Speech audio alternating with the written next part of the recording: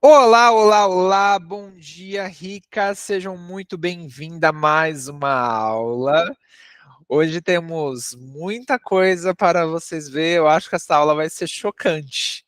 De certa forma, trocando em miúdos, acho que essa aula será chocante, tá? Sejam muito bem-vindas, então, a mais um sábado aqui do Rica da Família. Nós vamos falar sobre vários assuntos diferentes que fazem parte aí do nosso dia a dia. Hoje vai ter análise de filme. Pois é, senhoras, hoje a gente vai falar sobre entre as cenas que eu já assisti. E se você não assistiu, provavelmente você vai assistir depois, porque vai ficar algumas indicações de filmes para vocês. Nós vamos falar sobre gastos fantasmas. Então, o choque de realidade ele vai vir a partir de hoje. Vamos falar um pouquinho sobre os acompanhamentos individuais. Então, a gente vai falar sobre bastante coisa hoje. Deixa eu ir aceitando aqui quem está entrando. Eu estou com o chat aberto, caso vocês queiram mandar alguma coisa. Bom dia, Érica. Carlota, bom dia, seja muito Bom dia. bem-vinda. Deixa eu só ver se está compartilhando direitinho aqui, porque da última vez eu achei que foi meio estranho o compartilhamento. Deixa eu fixar isso aqui na tela também. Espera aí.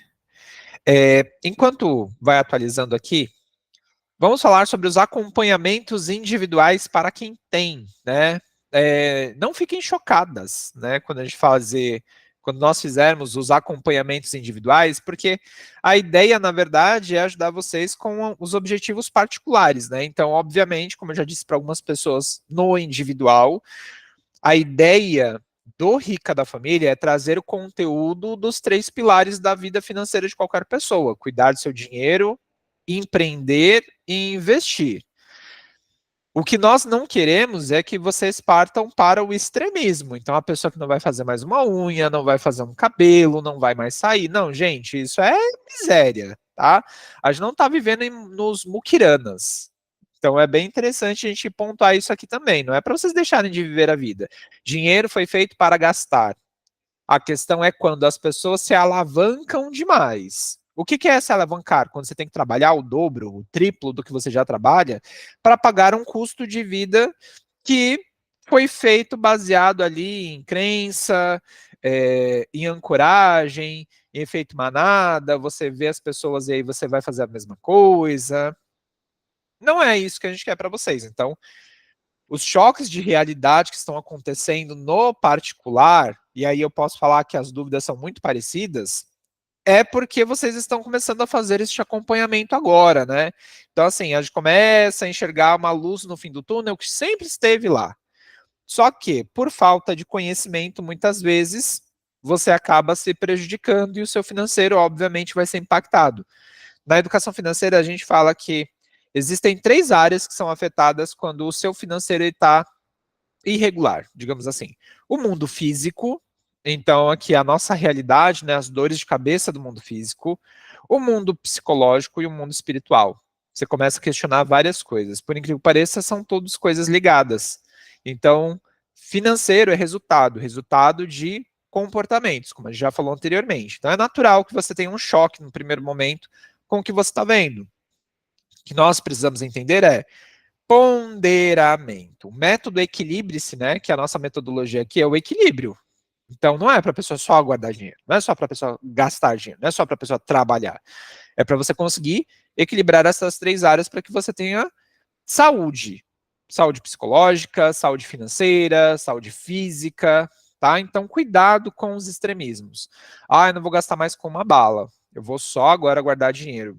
Isso é igual dieta. Faça uma dieta restritiva que você vai ver só o que vai acontecer quando você vê uma barra de chocolate. A mesma coisa é para quem tem algum tipo de compulsão por compra. Fica muito tempo sem comprar nada que você vai ver o que vai acontecer quando você for no shopping, quando você for numa outra cidade, quando você for passear. Você vai ver só como isso vai afetar a sua vida de forma negativa. Então, prestem bastante atenção aí nos excessos, tá bom? Então, basicamente, era isso que eu queria falar para vocês aí relacionado aos nossos atendimentos. Vamos começar então a nossa aula 3, parte 1. Lembrando que a gente tem parte 1 e parte 2, né, depois do intervalo. Então, Hoje, nós vamos falar sobre metas smart, vamos aprender a desenhar as nossas metas. Sem ela, você não consegue controlar o seu dinheiro, você não consegue guardar dinheiro, você não consegue alcançar os seus objetivos. Vamos falar sobre gastos fantasmas e a falsa necessidade. Vamos falar sobre à vista ou parcelado, essa dúvida que sempre surge para as pessoas. Eu tenho dinheiro em mãos, é melhor comprar à vista ou parcelado? E cálculo de renda extra para quem precisa fazer renda extra, para quem ainda não tem um negócio. Dentro dessa parte de renda extra, nós vamos ter algumas dicas num material à parte para vocês aí que precisam fazer renda extra. Este ainda não é o conteúdo do módulo de empreendedorismo. O módulo de empreendedorismo é o próximo, tá?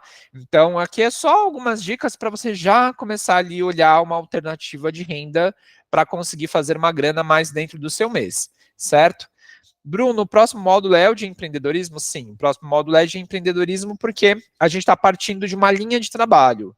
Cuidar do seu dinheiro, empreender para fazer mais dinheiro, e aí entra a renda extra e ter um negócio próprio, entender precificação, entender payback, retorno dos seus investimentos, o que você pode fazer para aumentar a sua renda, e depois a gente parte sim para a parte dos investimentos. Bruno, eu achei que investimentos ia ser antes. Então, só que para você investir, você precisa ter mais renda. Porque investir com pouco não vai te trazer tanto retorno assim como você investir já empreendendo. Então, a gente precisa cuidar do nosso dinheiro para que tenha mais dinheiro sobrando, né? E não vou falar isso sobrando porque vocês já entenderam ali a questão do teto de gastos, né? Principalmente da estruturação de teto de gastos. 20% de tudo que você recebe deveria ser destinado ali para suas metas de vida e para a sua reserva financeira. Então, a gente precisa entender que não é só o fato de você economizar dinheiro. Não, você vai precisar ter outras alternativas ali para você conseguir alcançar uma meta mais rápido. E aí aqui eu quero deixar uma atenção especial, porque tem algumas pessoas que falam assim, mas eu não quero trabalhar mais. E quem disse que para você fazer renda extra, você vai ter que trabalhar mais por muito tempo? A ideia principal é que você consiga fazer estes investimentos, consiga empreender de forma inteligente para alcançar os seus objetivos mais rápido. Então, assim, tem pessoas que querem ter uma vida mais tranquila, quer trabalhar menos, dar uma desacelerada, tá tudo certo. Mas se você tem uma meta audaciosa, algo que você quer alcançar nos próximos anos da sua vida, você vai ter que dar uma milha a mais, como eu já falei em aulas anteriores. Você vai ter que fazer um esforço adicional que as outras pessoas não estão fazendo. É óbvio que a gente não vai usar métrica de comparação, mas se você quer um carro, se você quer uma casa, você vai ter que fazer um esforço adicional. Tá? Se você quer quitar dívidas, entre outras coisas, quer parar de trabalhar, certo? Então, aqui, todas essas informações, elas estão interligadas para que a gente tenha um resultado melhor aí no final, certo? E depois do intervalo, nós vamos aprender a analisar algumas cenas de filme entre as cenas que eu já assisti. Então, a gente vai assistir alguns vídeos, vamos aprender algumas coisas que estão desenhadas na nossa vida já há muito tempo e a gente nunca percebeu. A gente vai ter um filme aqui para exemplo disso. E aí a gente vai analisar algumas cenas, tá? E é bem interessante porque vocês vão começar a identificar algumas coisas na vida de vocês, pessoas próximas. E isso vai ser bem bacana aí para vocês começarem a trabalhar o emocional, psicológico de vocês relacionado a dinheiro, certo? Dica de série. Duas séries, na verdade, né?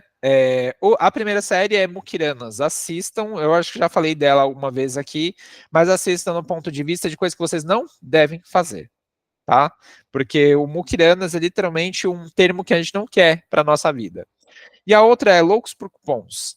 Louco por Cupons é uma série americana muito bacana. Mukiranas também tem na versão americana e na versão brasileira. Mas assistam Loucos por Cupons, tá? Tem na Netflix, se eu não me engano. É muito boa aquela série. A gente percebe, assim, como as pessoas nos Estados Unidos conseguem fazer tudo com cupons. É muito legal mesmo, tá? A gente brinca que a gente tá viciado aqui em casa. Por todo o episódio que sai, a gente assiste porque é muito legal, tá? Eu vou trazer essa série mais umas vezes aqui para vocês entenderem outras coisas, certo? Então vamos começar a falar aí sobre as nossas metas. Então, olha só, quando a gente fala de metas, a gente vai ter um conceito chamado Smart Goals, ou metas smart, ou Metas inteligentes. Então, Smart Goals é metas inteligentes. A palavra smart, ela vem de inteligente. Por que as pessoas se frustram tanto com meta? Porque geralmente elas colocam uma meta que está muito fora da realidade dela. Então, por exemplo, geralmente já começa errado, porque a pessoa espera ali o final do ano, virada do ano, virada do semestre, segunda-feira, para começar a fazer suas metas de vida. Só que se são metas de vida, a gente entende que elas precisam ser feitas no momento que te dá o estalo de que você precisa melhorar uma área da sua vida. Então, não necessariamente você precisa esperar um calendário. Final do ano, início do próximo ano, meio do ano, segunda-feira. Na verdade, meta se começa quando você entende que você precisa realizar algo na sua vida. Então, às vezes, você vai começar uma meta quarta-feira, 3 horas da tarde, numa quinta-feira, 11 horas da noite. Uma coisa não tem nada a ver com a outra. Então, meta está ligado ao objetivo, né? E aí a gente começa a falar sobre o que é sonho, o que é meta e o que é objetivo. Então, vamos lá. Sonho, ele nasce no campo das ideias, né? Ele é algo intangível. Então, a pessoa que elogia a Mary porque ela faz um bolo maravilhoso e fala para ela que ela poderia, por exemplo, vender fatias de bolo, porque ela faz isso muito bem.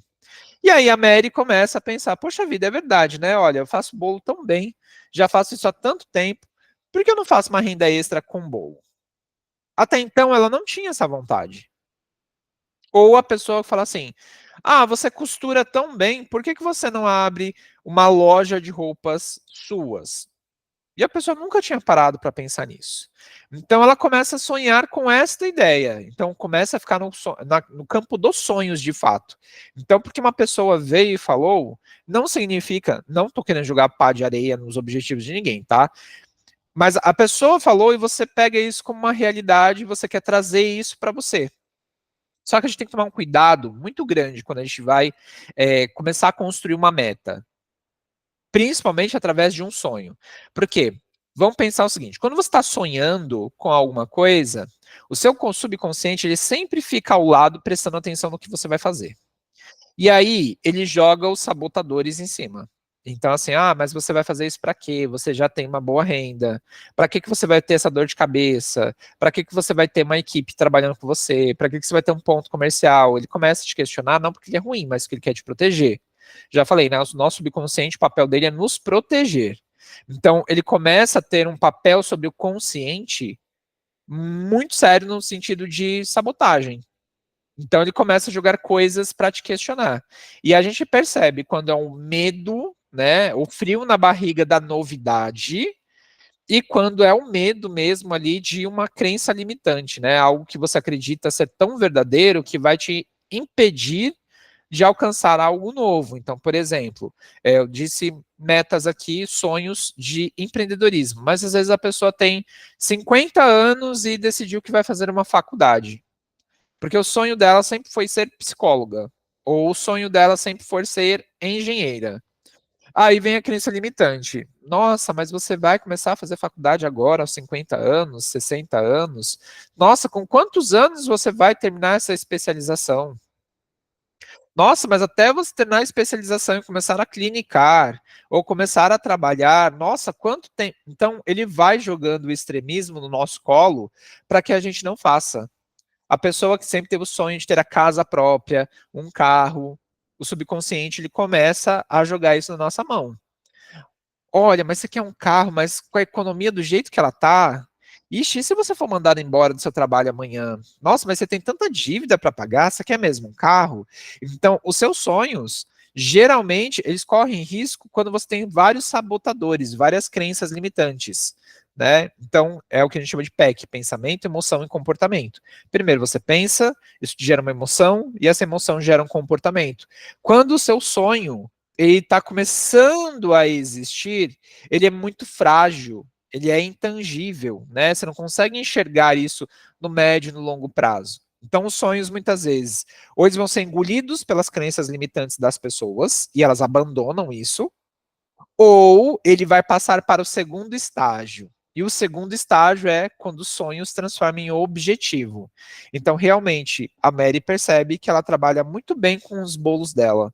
Ela sempre foi elogiada. Ela começa a vislumbrar que daqui 5 anos ela quer ter uma confeitaria, ela quer ter um café, ou ela quer ter uma cozinha industrial na casa dela. E aí, o objetivo ele começa a ganhar corpo. Então, olha só, a gente está saindo do campo da intangibilidade, quando isso era só uma coisa qualquer, para passar para o mundo físico. Então, a Mary começa a ter curiosidade, ela começa a sentar com o caderno dela e pesquisar pontos comerciais. E se eu tivesse uma marca, como seria essa marca? Qual seria o investimento que eu teria que fazer? Hoje eu tenho contas em aberto que eu deveria resolver antes de ter um negócio. Se eu for ter uma empresa, será que eu vou ter colaboradores? Se eu fosse fazer bolos, quais seriam os sabores dos bolos que eu vou vender? Então ela começa a trazer isso para o mundo tangível. Então sonho está na intangibilidade, é só a ideia, que geralmente ela é engolida por uma crença limitante. Quando o seu sonho ele é tão forte que ele consegue ultrapassar a crença limitante, o medo, né, principalmente por questões que a gente começa a questionar, a gente começa a trazer isso para o campo dos objetivos. Então a gente começa a transformar isso em algo que você consegue ver um corpo. Então você consegue entender, tá? Qual é o bolo que você vai fazer? Ah, eu vou fazer o bolo A, B, C, D. A massa vai ser A, B, C. O recheio vai ser C, D, E. Você começa a criar respostas para cada pergunta negativa que o seu subconsciente começa a fazer. Então, por exemplo, nossa, Mary, você vai abrir mesmo uma confeitaria, mas seu cartão de crédito está estourado. Você tem 10 mil de acordo em aberto. A Mary tem uma resposta pronta. Eu já estou fazendo bolos para vender mesmo aqui da minha casa para pagar esta dívida e vou terminar de pagá-la em 5 meses. Seu subconsciente vai buscar uma outra alternativa para jogar em você. Ah, mas você tem a sua família. Você vai parar de dar atenção para a sua família para trabalhar fora? Aí a Mary vem com outro argumento. Mas se eu tiver um negócio próprio, nós iremos aumentar a renda da nossa família e vamos conseguir, por exemplo, comprar um carro novo e uma casa na praia.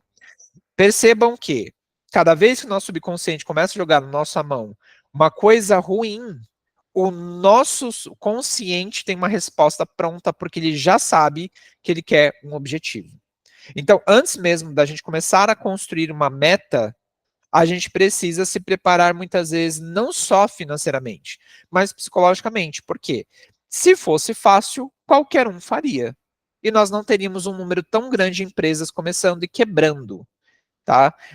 Outras metas, como um todo, comprar um carro, comprar uma casa, pagar uma dívida. Se você não tiver um motivo, um propósito muito importante por trás desse objetivo, certamente ele vai ser engolido pelos seus medos. E isso afeta diretamente o seu bolso, porque você não vai ter só a falta do recurso financeiro que poderia ter sido feito. Você vai ter também outras crenças limitantes se propagando dentro do seu consciente. Então, todas as vezes que você tentar fazer algo novo, seu subconsciente ele vem e te joga uma série de coisas que aconteceram para você não fazer. Então, o nosso subconsciente ele é naturalmente negativo. A gente sempre vai ter informações que vão nos fazer ficar preso ali sem conseguir tomar um passo adiante. E onde então que entra a meta? Então, sonho é tudo que é intangível, não tem uma forma ainda. Objetivo é quando eu já tenho essas informações, trouxe ele para o mundo tangível, agora eu sei exatamente o que eu quero, quando eu quero, como eu quero. A meta, elas são as etapas para você alcançar este objetivo. Então a gente sempre fala aqui, você não deve comer um elefante de uma vez, você deve fatiá-lo, né? Temos aí, depois vocês podem pesquisar, existe um homem no Guinness Book que ele comeu uma bicicleta. Não vamos entrar, não vamos entrar no ponto se isso é saudável ou não, mas o homem comeu uma bicicleta. Como que ele comeu a bicicleta? Ele triturou a bicicleta até ela virar pó. E todos os dias ele comia uma pó, um pouquinho daquele pó misturado com a comida dele e comeu uma bicicleta. Podem questionar os métodos dele, mas não o resultado. A meta era comer uma bicicleta. Ele comeu. Se é saudável, se não é, como ele fez, não importa. Ele comeu. Então, olha só, isso é fatiar. Isso é criar micrometas. Então, quando a gente vai entendendo que é um objetivo que você quer levar para sua vida, você vai ter que criar uma estrutura.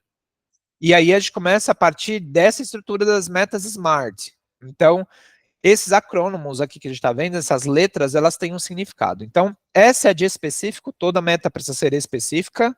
O M tem que ser de mensurável, toda meta tem que ser mensurável, você tem que conseguir medi-la. Toda meta precisa ser atingível para o prazo que você está colocando, pela dificuldade que você está colocando.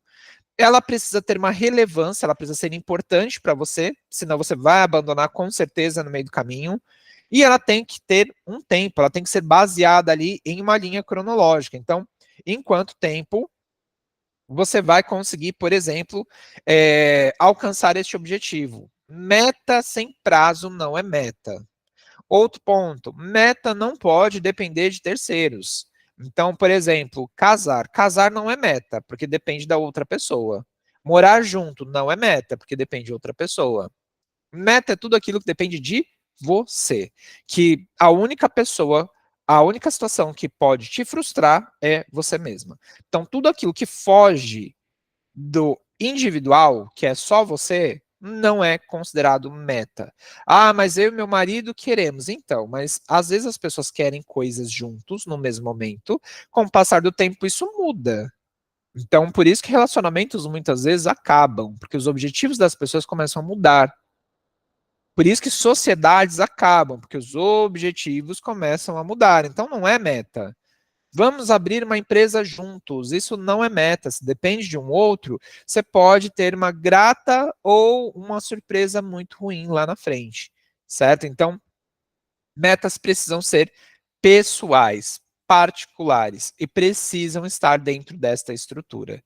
Se dentro da sua meta, dentro do seu objetivo, faltar uma dessas letras, você não tem uma meta. Então, por exemplo, a pessoa quer uma casa. Quando a pessoa fala uma casa, eu imagino um lugar branco, um fundo branco, e aquele desenho da casinha de 3 pauzinhos e um telhado que a gente fazia na época da escola. Isso para mim é uma casa. Você falou uma casa, você não trouxe detalhamento disso para mim. Bruno, eu quero uma casa. Hoje eu tenho essa situação financeira, mas eu quero uma casa. Uma casinha de sapê, um apartamento, uma casinha na praia, uma casa num condomínio fechado, uma mansão, tudo é casa. Qual é a casa que você quer? Ah, eu quero uma mansão. Tá, mesmo assim, eu imagino uma casa grande. Mas onde que ela vai ser? Qual é o custo dela? Por que que isso é importante? Em quanto tempo você quer? Ah, eu quero um carro. Bom, eu tenho desde o carrinho de brinquedo até um carro internacional, um carro maravilhoso, uma limousine, um Fusca, uma Brasília, um Ford, um T-Cross, por exemplo, um Kwid. Nossa, tem tanto carro. Qual é o carro que você quer? Ah, eu não pensei nisso, eu pensei que eu quero carro. Peraí, mas então você não tem meta. Você tem ali uma vontade, o sonho de novo, você ainda não tem meta. Ah, eu quero ter um negócio próprio. Mas um negócio próprio pode ser isso aqui, ó. Isso é um negócio próprio. É meu, é próprio. É um negócio e é próprio. Então, quando a gente fala de um negócio próprio, não, Bruno, eu quero uma empresa. Tá, você quer uma empresa do quê? O que você quer fazer? Ah, eu quero trabalhar com venda de lingerie. Ok. Você vai vender lingerie num ponto físico ou você vai vender na sua casa, num site, ou você vai trabalhar isso de forma comissionada? Ah, eu não tinha pensado nisso. Então, volta algumas casinhas no tabuleiro, senta e começa a desenhar isso, certo? E aí, vou mostrar agora para vocês como isso deveria ser feito na prática. Então, vamos lá. Exemplo. O S de específico, comprar uma casa com 5 cômodos, área de lazer integrada, garagem para 2 carros e jardim, no interior de São Paulo, para quando for me aposentar aos 50 anos de idade. Isso é específico. A pessoa falou o que ela quer, qual é o tamanho da casa dela, com quantos anos ela quer alcançar isso, tá? Então, eu já tenho um pouco mais de informações. Isso aqui já é um pouquinho mais específico. Então, olha só, não é uma casa no centro de São Paulo, na Bahia, nos Estados Unidos, não. É uma casa no interior de São Paulo. Não é uma casa com 1 cômodo, 2 cômodos, é uma casa com 5 cômodos. Área de lazer integrada. Ela quer uma garagem para 2 carros, não é para 1. Isso refina já a procura dessa pessoa quando ela for fazer um financiamento, quando ela for visitar casas, porque pera lá, se ela quer uma casa que tenha uma garagem para 2 carros, uma garagem para 3 carros ou 1 carro não faz sentido. Se ela quer uma casa que tem uma área de lazer integrada, se ela não tiver um jardim, se ela não tiver um quintal, se ela não tiver uma área gourmet, já não serve para ela. Isso não só evita você gastar dinheiro, mas te evita gastar tempo. Então, isso é o específico. Toda meta precisa ser específica. Depois, o mensurável. Pelo valor de entrada de 300 mil, mais 120 parcelas de 1.666,67 mensal, totalizando um valor de 500 mil reais. Então, mensurável, valores. Agora eu tenho o que é a casa e eu tenho os valores e a forma de pagamento. Ela vai dar 300 mil reais de entrada, mais 120 parcelas de 1.666,67. Tá? Totalizando um valor de 500 mil reais. Certo? Então, ela mensurou. Agora ela tem um valor. Quanto que ela tem hoje e até a meta dela, quanto que ela precisa juntar. Então, aqui ela já conseguiu deixar essa informação mais palpável. Isso daqui você pode substituir por um outro objetivo que você tenha. Daqui a pouco a gente vai falar outros exemplos. Alcançável. Opa, me surgiu uma dúvida. Tá bom. Você quer os 50 anos, mas quantos anos você tem hoje? Hoje tenho 33 anos e até lá tenho 17 anos para realizar este objetivo, investindo mensalmente R$ 1.500 fora a taxa de retorno. Ah, essa pessoa já sabe que ela vai aplicar o dinheiro. Terei 306 mil reais. Então, olha só. Essa pessoa, ela já entendeu que, vamos fazer algumas continhas aqui. Ela quer uma casa que custa 500 mil reais. Hoje ela tem 33 anos, ela tem 17 anos pela frente.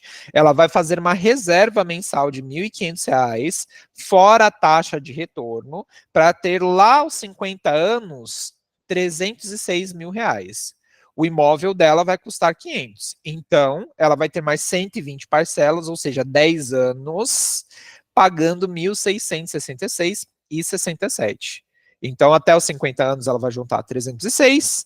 Dos 50 aos 60, ela vai pagar as outras 10 parcelas, os últimos 10 anos, ali, uma parcela de 1.666,67. Então, a gente começou a ver que isso daqui é um pouco mais tangível. Então, já sei que, pera lá, se eu recebo X dentro do meu mês, eu tenho que separar R$ 1.500 para fazer ali o aporte, o investimento mensal da minha casa no futuro. E aqui eu já quero dar um spoiler do que a gente vai ver mais para frente, tá? Aqui a pessoa ela tá falando fora a taxa de retorno. Hoje nós vamos ter uma aula que vocês vão ver gastos pequenininhos que estão comendo o dinheiro dessa casa, tá? Então assim, isso que não é fora da realidade de ninguém. De ninguém. Vocês vão ver isso daqui a pouco. Então eu trouxe aqui, porque aqui a gente mata. Não, a gente não mata nada, a gente não pode falar isso que é feio, né? Mas literalmente, a gente mostra as coisas. Então eu vou mostrar isso para vocês daqui a pouco. Então, pera lá, da onde que eu vou tirar R$ 1.500, gente, para guardar? Você vai descobrir de onde você vai tirar R$ 1.500 para você guardar, tá? Então a pessoa já sabe que ela tem 33 anos hoje, ela tem 17 anos para guardar esse dinheiro, vai ser um aporte de R$ 1.500 sem as taxas. Vale ressaltar sem as taxas, porque nós vamos aprender sobre os juros compostos hoje. Vocês vão ver o fator juros compostos em ação para você alcançar um objetivo de vida, tá?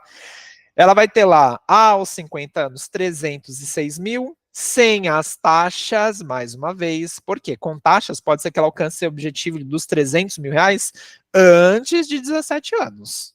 Antes de 17 anos, tá?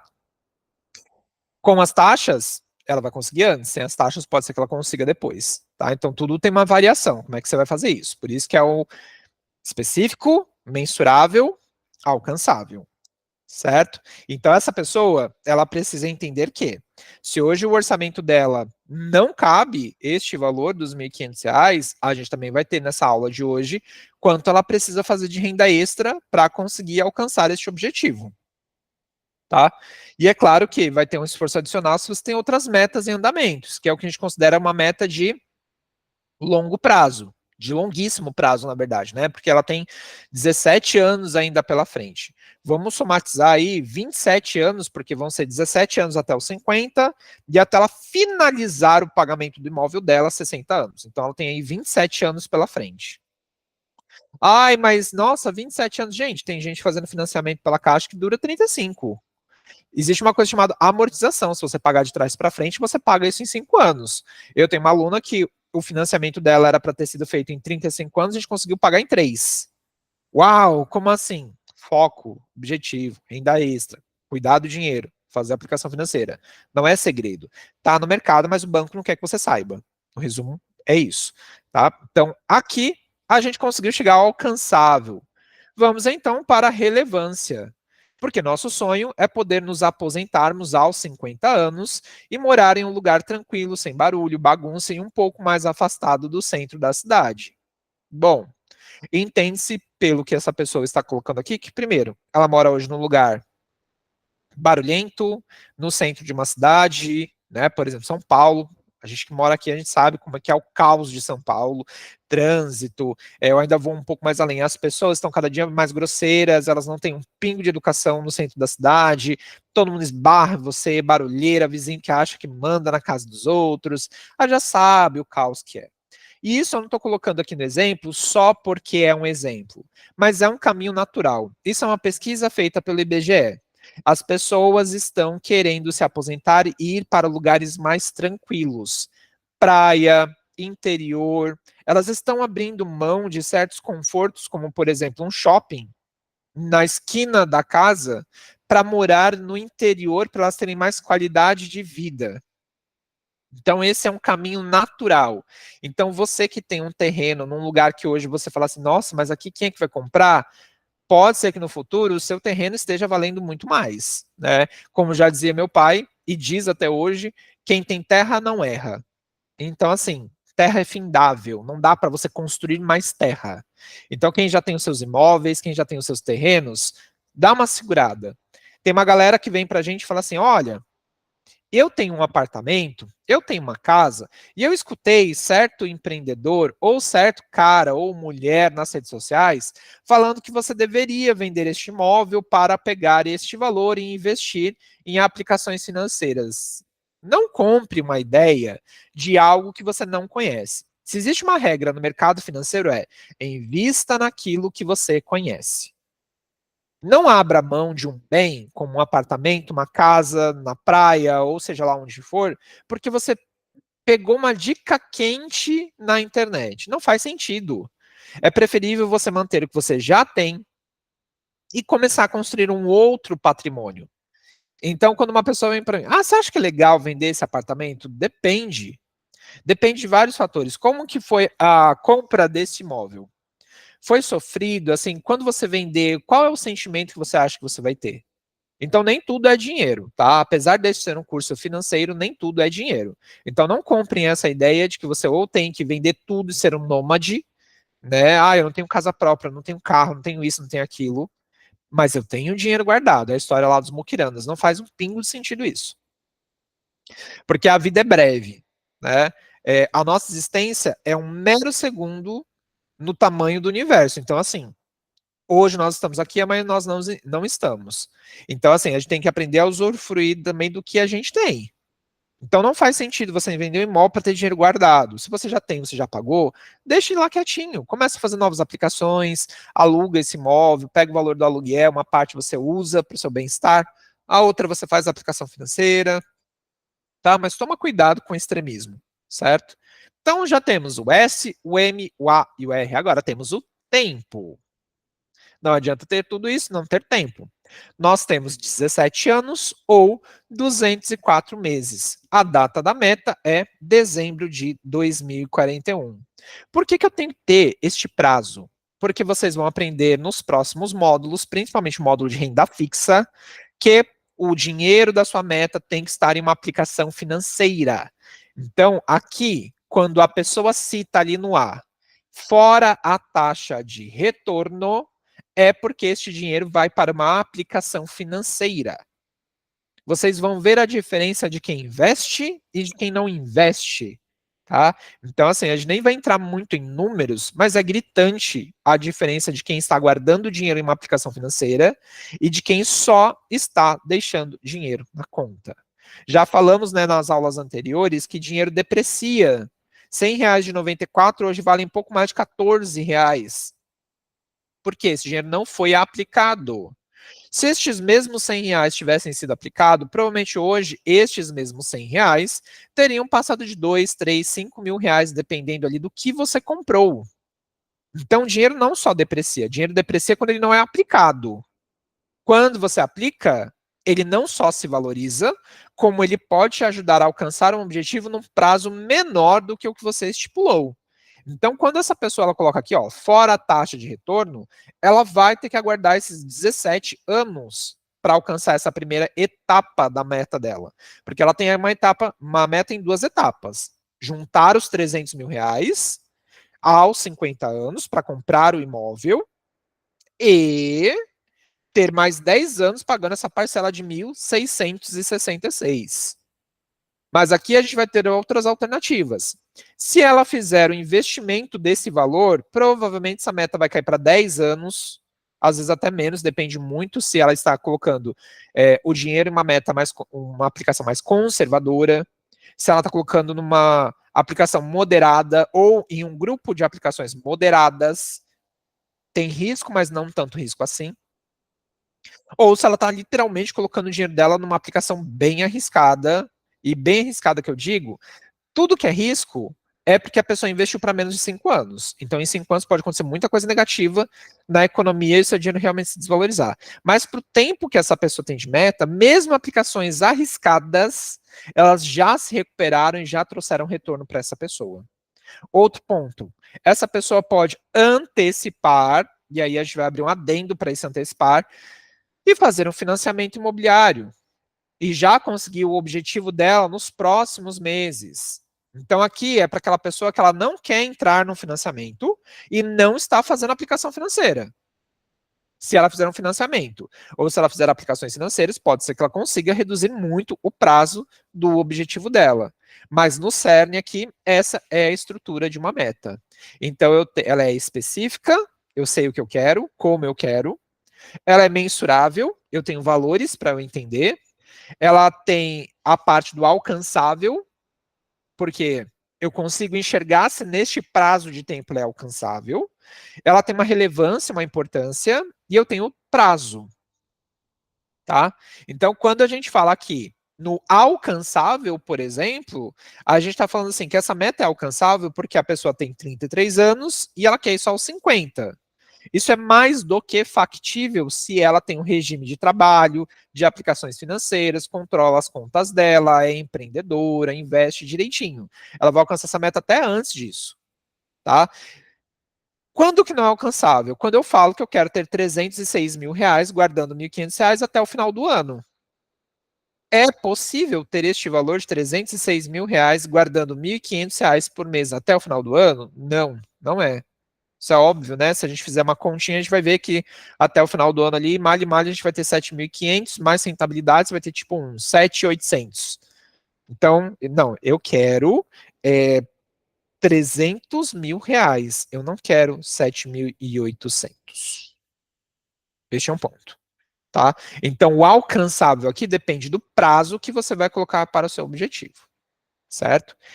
Bruno, e se eu quisesse colocar uma outra meta, comprar um carro, fazer uma viagem internacional, quitar um cartão de crédito, fazer uma viagem com a minha família e comprar um carro. Aí você vai ter que sentar e criar essa mesma estrutura para cada meta. Porque, por exemplo, eu quero esta casa para daqui 17 anos e eu quero um carro daqui 5 anos. Então eu sei que eu vou ter que fazer aportes e investimentos de R$ 1.500 para a casa, mais R$ 400 para o carro. Eu já tenho um aporte, um investimento de R$ 1.900. Tá? E aqui eu não estou fazendo cálculo, não estou fazendo rentabilidade, não estou fazendo nada disso, só para vocês entenderem a estrutura.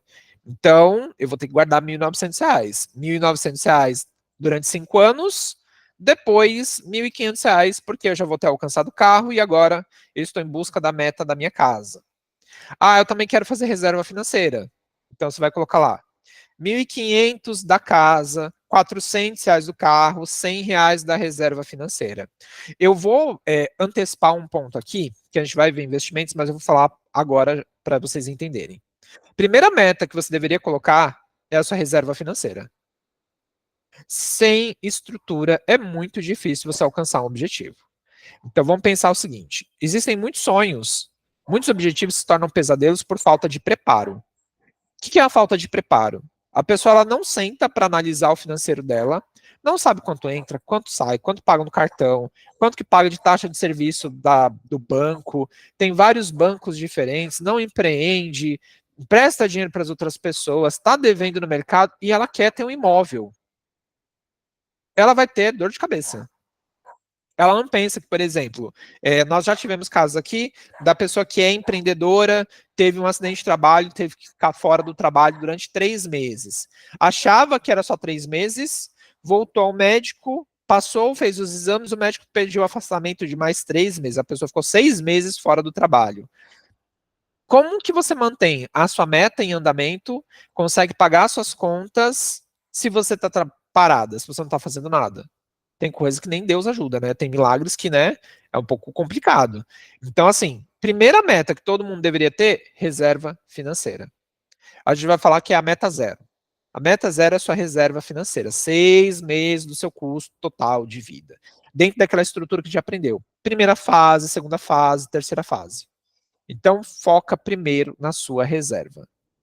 Bruno, significa que enquanto eu estou fazendo reserva, eu não posso guardar dinheiro, por exemplo, na minha casa? Lógico que você pode. A questão é que, enquanto a sua meta principal é reserva financeira, digamos que você guarde R$ 100 por mês. R$ 90 você vai guardar para a reserva e R$ 10 você vai guardar para sua casa. Nossa, mas isso é muito pouco. Renda extra. Ah, mas eu vou ter que fazer renda extra? Eu não tenho uma outra alternativa para te dar que não seja fazer mais dinheiro. Ah, mas e se eu reduzir? Então, mas mesmo que você reduza o seu orçamento, a gente tem que pensar que nós estamos no mundo capitalista, onde todo dia os preços aumentam. Vai haver um momento que você vai conseguir economizar e guardar mais dinheiro, mas pelo caminho natural da inflação, se você não aumentar a sua renda, o espaço que você tem de guardar dinheiro vai diminuir porque as coisas estão ficando mais caras e você não aumentou a sua renda. Então, eu sempre vou ser adepto do faça mais dinheiro. Se você quer um objetivo num período de tempo e ele tem toda essa estrutura, vá fazer mais dinheiro. Ah, mas vamos falar que eu sou workaholic, que eu não dou atenção para a família, que eu só penso em dinheiro. Lasque-se. Ninguém paga as suas contas. Tá? Então, vá fazer dinheiro. Tá? O objetivo, meta, não cai do céu pronta no seu colo. Se fosse assim, estava todo mundo feliz e realizado. Tá? E aproveite o processo. Crie, como a gente chama de microetapas. O que são microetapas? Eu tenho aqui uma meta de 17 anos, mas eu quero enxergar isso por ano. Então, por exemplo, se eu tenho uma meta de 17 anos, a minha meta anual seria juntar, deixa eu fazer aqui na calculadora, que está um pouco cedo para a gente fazer conta de cabeça, né, senhoras? Então, deixa eu fazer 1.500 aqui vezes 12. 1.500 vezes 12, eu tenho que juntar no ano 18 mil. Tá? Por semestre, 9 mil.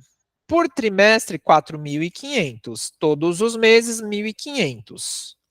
Dentro do meu mês, 1.500 dividido por 4, R$ 375 por semana. Dividido por 7 dias, 53,57. Digamos que, além do seu trabalho, você faça uma renda extra de 53,57 todos os dias para você conseguir esse objetivo. Você consegue fazer os R$ 1.500 a mais dentro do seu mês. Então, eu sei que quando a gente fala assim, nossa, mas são R$ 300 mil, é um valor muito alto. Depende. Depende.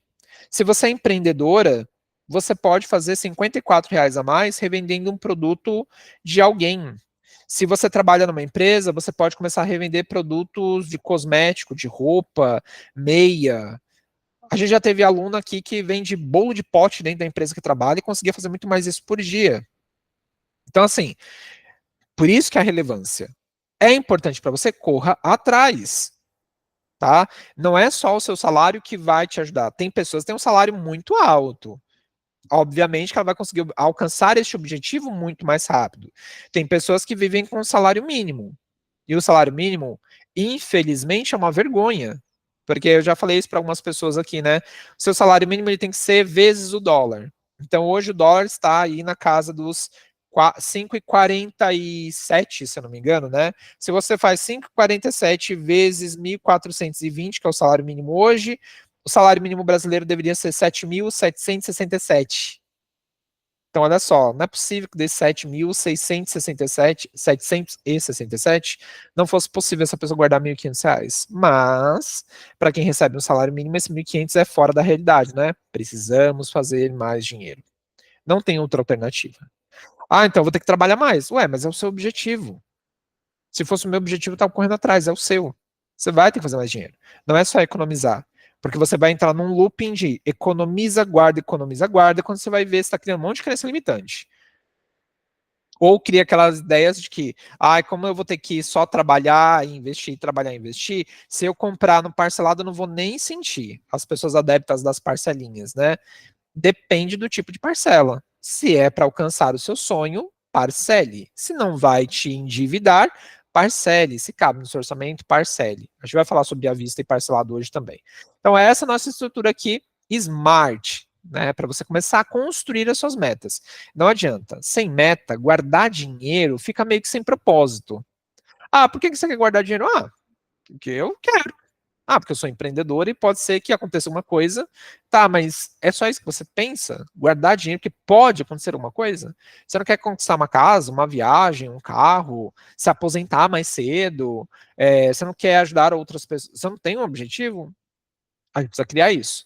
Porque quando você cria isso, você começa a entender qual que é a melhor aplicação, qual que é o objetivo por trás disso, né? Qual que é a importância disso, se cabe dentro dos prazos que você estipulou, tá? Então não tenta começar um plano já, é o que eu sempre bato no ponto, né? Não comece a fazer uma dieta sem se preparar antes, sem ter pote, sem fazer sua dispensa, seu hortifruti, você vai se frustrar. A meta é a mesma coisa, tá? Então gaste, né? Nesse sentido, não é gasto, né? Invista uma parcela do seu tempo planejando isso daqui. Ah, eu tenho 4 metas. Como é que eu vou fazer isso? Desenha a meta SMART da casa, do carro, da viagem. Nossa, são vários valores diferentes. Então, cria uma estratégia. A gente vai ter um módulo de empreendedorismo onde eu vou trazer algumas alternativas para vocês de renda extra, para quem tem empresa, melhorar a empresa, aumentar o valor do serviço, como é que precifica. Então, mesmo quem não tem um negócio, só não vai conseguir ter uma empresa se não quiser. Porque eu vou trazer todo o planejamento para vocês fazerem isso. Com formação de preço de venda, com movimento de caixa, com marketing, para ninguém sair falando assim: ele falou sobre empreendedorismo, sobre renda extra, mas não mostrou como é que faz isso. Eu vou mostrar. Tá? Eu vou mostrar plano de carreira dentro do empreendedorismo, tudo. Então só não vai fazer mais dinheiro quem não quiser, certo? Vai ter dica de cartão de crédito, como fazer renda extra com cartão de crédito, vai ter a questão dos afiliados, tem um monte de coisa no módulo de empreendedorismo, certo? Então essa primeira parte que estamos falando sobre as metas SMART. E o que é uma meta de curto, médio, longo e longuíssimo prazo? Vamos entender o seguinte: vai se caracterizar como uma meta de curtíssimo prazo aquela que vai ter um mês.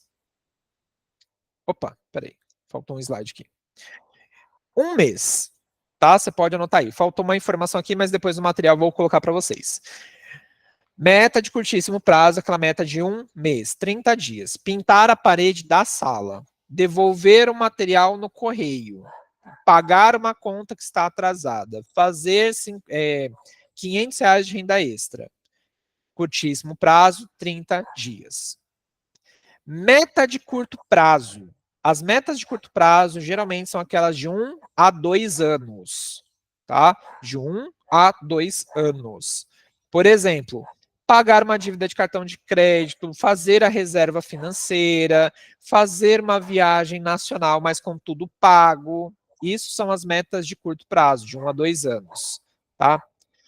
Meta de médio prazo. As metas de médio prazo são aquelas que levam de 5 a 6 anos. Comprar um carro, terminar de pagar o financiamento imobiliário, fazer uma Eurotrip, uma viagem para a Europa, por exemplo, fazer um intercâmbio, por exemplo, abrir um negócio próprio ou ter estabilidade no negócio próprio, 5 anos, tá? 5, 6 anos. Meta de longo prazo é de 9 a 10 anos. Finalizar o financiamento imobiliário, fazer uma viagem para 10 países diferentes, juntar o valor para a sua liberdade financeira, né, poder viver de renda, ter um valor de 500 mil reais aplicados para ter uma renda de 5 mil reais por mês, reformar a casa dos pais, tudo que é prazos mais longos, tá? Então a gente está falando aí de 10 anos. Metas de longuíssimo prazo são aquelas que passam dos 10 anos. Liberdade financeira, o financiamento imobiliário, como eu coloquei na meta Smart, comprar uma casa e quitar uma casa na praia ou no interior, construir uma chácara, comprar mais um carro, né? Coisas assim que vão exigir um tempo maior porque você está se preocupando hoje com coisas do dia a dia, tá? Então, recapitulando, curtíssimo prazo, 30 dias. Curto prazo, 1 a 2 anos. Médio prazo, 5 a 6 anos. Longo prazo, 10 anos.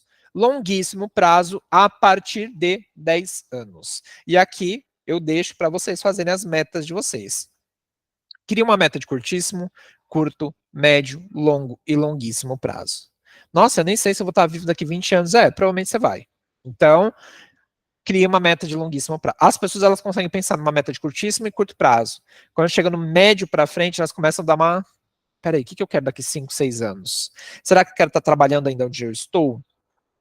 Será que eu quero ter a mesma empresa que eu tenho? Será que eu vou querer estar com o mesmo carro que eu tenho? Se eu não tenho, será que eu vou querer um carro? Se eu já tenho casa própria, será que eu vou querer construir um novo imóvel ou comprar um imóvel para aluguel? Eu vou aprender sobre investimentos. Quanto será que eu quero ter de dinheiro lá daqui 5, 6 anos? Né? Longo prazo. Né? Daqui 10 anos, como é que vai estar a economia? Como é que eu quero estar? Como é que eu quero estar em questão de saúde, física, emocional, psicológico? Longuíssimo prazo. Eu quero estar trabalhando com o que eu faço hoje? Eu quero ainda estar trabalhando? Eu quero estar vivendo de renda e vou buscar uma alternativa para fazer alguma coisa para ajudar as outras pessoas? Crie suas metas. Sem meta, é muito difícil você guardar dinheiro, porque você não tem um objetivo. Não tem um porquê você fazer isso. Logo, você vai passar para o que nós chamamos de gastos fantasmas. É a hora que filho chora e mãe não vê. Tem um orçamento de alguém aí que eu vi que a pessoa colocou lá, fulana, R$ 5, acho que uma entrada, uma saída, não sei, era alguma coisa assim. É quando a educação financeira começou a já entrar na cabeça da pessoa. Gente, é para vocês marcarem até 50 centavos do atraso na conta. Nossa, mas eu vou marcar 50 centavos, tu vai. E sabe por que tu vai? Porque tu vai ver o tamanho do estrago que isso causa no médio e no longo prazo, certo? E é claro, eu vou mostrar algumas alternativas aqui para vocês. Mas o que eu quero que vocês entendam? O que é o gasto fantasma? O gasto fantasma é aquilo que é muito pouco, porém, como a Erika colocou aqui, assusta com a realidade. Você fala assim, como é que pode, comprando na Shopee de 5 em 5 reais, chegar a R$ 700 uma fatura? E o mais difícil, gente, é que isso é muito difícil de reduzir depois de passar de um tempo. O seu financeiro ele vai se adequando. Se você ganha 1.000, você vai gastar dentro dos 1.000. Tem gente que vai gastar até 1.200, 1.300, é uma métrica muito comum. Quem já tem ali um ganho de 2, vai gastar uns 2.500. Quem já ganha 5, vai ter uns 6 de gastos, né? Porque a gente sempre tá ali no gargalo, né? Com a corda no pescoço, a maior parte das pessoas. Quando você tem um ganho de 10, às vezes você deve 15, né? E o pior, o mercado financeiro, a gente tem o que a gente chama de Open Finance, né? Que é as finanças abertas. Qualquer instituição financeira sabe quanto você deve, quanto você tem de limite na praça, o seu score, todo mundo sabe isso. O que ele faz? Ele começa a te liberar cartão de crédito. E por incrível que pareça, às vezes, existem casos em que uma pessoa com nome com algum tipo de restrição tem mais crédito do que aquela pessoa que não tem restrição nenhuma. Por quê? O banco, ele quer que você se endivide, obviamente. Ele quer que você fique devendo, porque aí, óbvio, ele vai te fazer gastar muito mais, se embolar numa bola de neve gigantesca e você vai ficar presa lá o resto da sua vida. Tem gente que tem acordo com o banco de 10 anos. Então, assim, não negligencie o poder do pouco.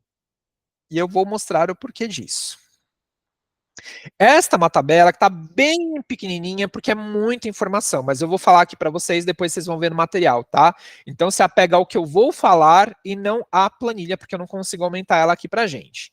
Mas vamos entender o seguinte. Eu não vou generalizar, mas isso aqui acontece com uma frequência maior do que vocês imaginam. A pessoa que, por exemplo, ela tem um gasto com McDonald's, por exemplo, de toda semana R$ 28,90. Isso aqui é McLanche Feliz, tá? McLanche Feliz, não é nem o do adulto, é McLanche Feliz. Pessoa que todo final de semana ela tá lá brotada dentro do shopping.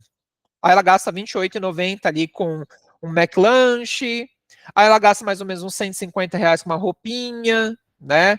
Aí ela decide assistir um filminho, aí já são mais R$ 28,90 do lanche, mais 150 da roupa, mais 75 do cinema com a pipoca e refrigerante. Aí ela tem R$ 50 ali na semana dela de taxa de conta que ela deixou em aberto e ela não pagou, ela esqueceu. Aí tem a mensalidade do curso dela, que ela paga 197, mas ela não faz o curso. Aí pode ser que essa pessoa tenha algum tipo de vício, como cigarro, bebida.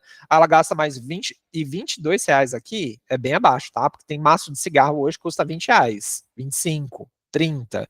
Tem cerveja que custa 8, 9, 10, 12 reais. Então aqui eu coloquei bem por baixo, tá? Aquela pessoa gasta só R$ 22 com cerveja e cigarro ali na semana. Tem aquela pessoa que adora um cosmético, então a bancada dela é só cosmético. Ela toda semana ela gasta R$ 25. Muitos valores aqui foram arredondados para menos, para doer menos no impacto, tá? Agora imagina você fazendo isso um mês inteirinho. Você faz tudo isso aqui. Olha só que beleza. Você faz tudo isso aqui. Você vai no cinema todo final de semana. Você compra roupa todo final de semana. Você deixa a conta em aberto. Sabe quanto vai virar isso no mês? R$ 1.600. Lembra que a fatura não, a parcela da casa lá da MetaSmart era R$ 1.500? Olha aqui onde está os R$ 1.500 da fatura, da parcela da casa que ela não consegue juntar. Tá aqui, ó. Então, mas é só R$ 28,90, é só uma saidinha. É só R$ 10, é só 20. Então, olha aqui, ó, o que vira R$ 10, R$ 5, R$ 20, R$ 1.600. Ou seja, a parcela que você poderia estar guardando para o seu imóvel, você está gastando. Isso em um mês. Esse valor em um ano vai virar R$ 19.207,20. Em 5 anos, esse valor vai virar R$ 96.036. Em 10 anos, esse valor vai virar R$ 480.180. Lembra que a pessoa ela queria juntar 300 mil em 17 anos para comprar a casa própria dela? R$ 1.500, 17 anos para juntar 306 mil. Aqui, em 10 anos, ela já teria 480.180 com esses gastos. Isso que só por gastar.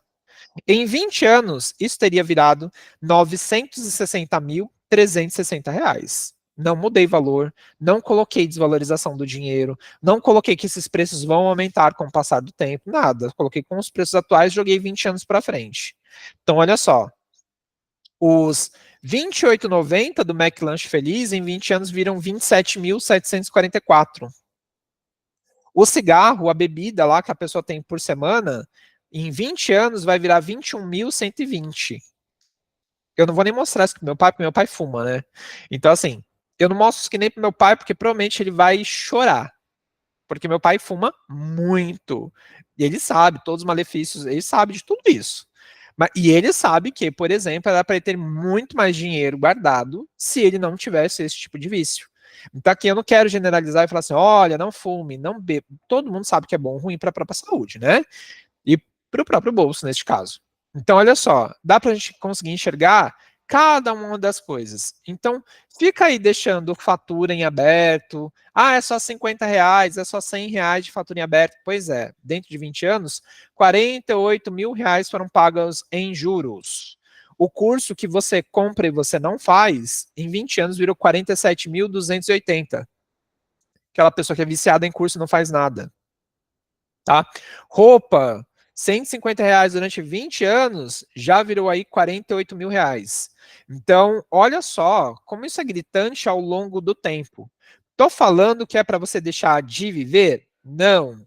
Porém, você precisa entender que parte dos seus objetivos podem estar indo embora pelo ralo, porque você não tem essa inteligência financeira de entender limite, teto de gastos. Talvez você tenha, mas seu marido não tenha. Talvez você tenha, mas seus filhos ainda não tenham. E como somos um ecossistema, uma família, o que um faz impacta o outro. Então, se você tem um objetivo de juntar dinheiro e a pessoa com quem você está, seja esposa, marido, filho, pai, mãe, não tem a mesma cabeça, fica muito difícil remar contra a maré. Então, por isso que a gente sempre fala, né? Cuidado também com quem está próximo. Porque às vezes não é você que está fazendo esse gasto, é a pessoa que está ao seu lado. Então, isso é um ponto de atenção, tá? E aí a gente vai futucar um pouquinho mais essa ferida. Não adianta só eu te mostrar o número, né? Isso aqui gerar, mas é só eu reduzir. Ah, mas é só eu não fazer. Ah, mas é só. E esse mais é só não vai gerar o impacto que eu quero que gere em você. Você não vai sair o restante do seu dia cantando All by Myself, escorregando pela parede sozinha. Né? Eu quero impacto. Eu quero um extremismo aqui. Então vamos para a parte da aplicação financeira. Olha só que beleza. Trouxe aqui uma realidade que é a seguinte. Se você decidisse, daqueles R$ 1.600, guardar 25% daquele valor, que é R$ 400,15, em um ano aplicado, esse dinheiro iria virar R$ 5.508,93. Só poupado, guardado, você não aplicou, teria virado R$ 4.801,80. Em 5 anos, o dinheiro aplicado teria virado R$ 32.865,77. Sem ser aplicado, R$ 24.009. Em 10 anos, aplicado, R$ 400 teria virado R$ 90.119,40. Se não aplicado, só guardado, R$ 48.018. É em 20 anos que a porca torce o rabo. Por quê? Se aplicado esses R$ 400, teriam virado R$ 369.145,25. Se poupado, R$ 96.036. Ou seja, se perdeu aí mais de 200 e tralalá, né? Quase, R$ 280.000 de diferença, mais ou menos. Mas e se você fosse um pouco mais conservador e decidisse guardar 50% daqueles 1.600 por mês? Não quero deixar de sair, mas agora eu vou sair só a cada 15 dias. Então, um final de semana eu saio, no outro eu guardo. Um eu saio, outro eu guardo. Então, vou guardar 50%, que é R$ 800,30. Em um ano, este valor teria virado, aplicado, 11.018. Se poupado, 9.603,60. Em 5 anos, nós teríamos 65.713,53. Se poupado, 48,18. Em 10 anos, R$ 800 aplicados, 180.238.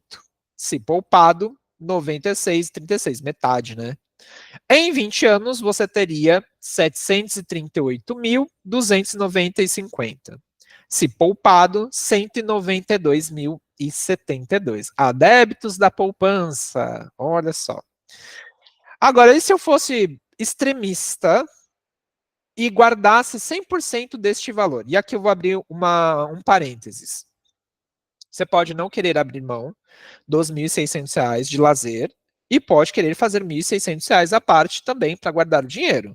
Tá? Tem uma galera aí que não quer abrir mão do estilo de vida que tem, entendeu os juros no tempo e prefere fazer R$ 1.600 a mais ou R$ 1.500 a mais no mês para guardar.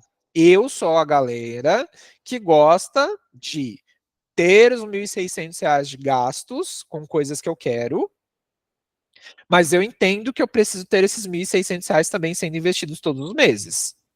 Só que isso levou-se anos, tá? Porque eu já fui endividado. Eu já consegui me endividar em R$ 72.000 em um ano. E comprando o quê? Deus sabe. Eu não sei. Deus sabe lá. Eu não sei com o que eu gastei. Então, para sair desse looping também não é tão fácil.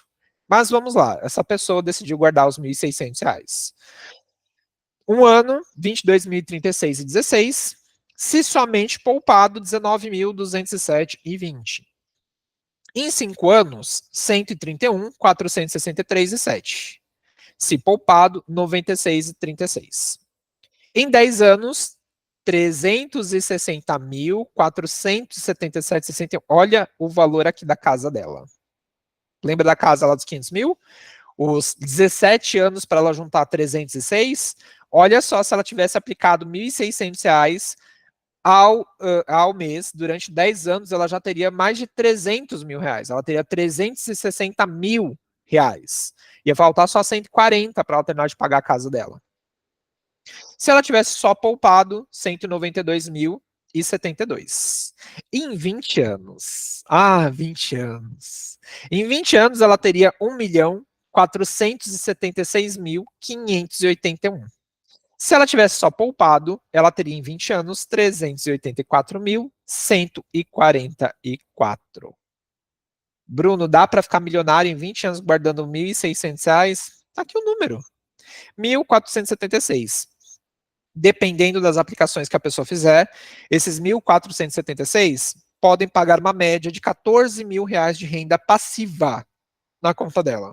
Na aposentadoria da pessoa.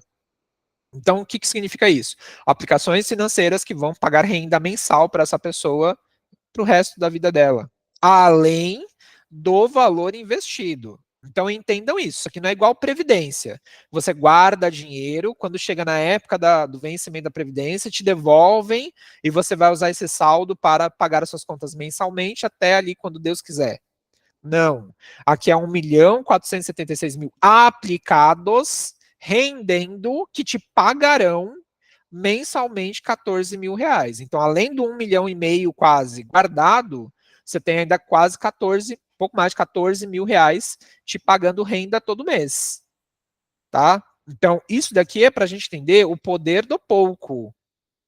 Certo? Nossa, mas é R$ 1.600, é muito alto para minha realidade. Mas isso tem que virar meta.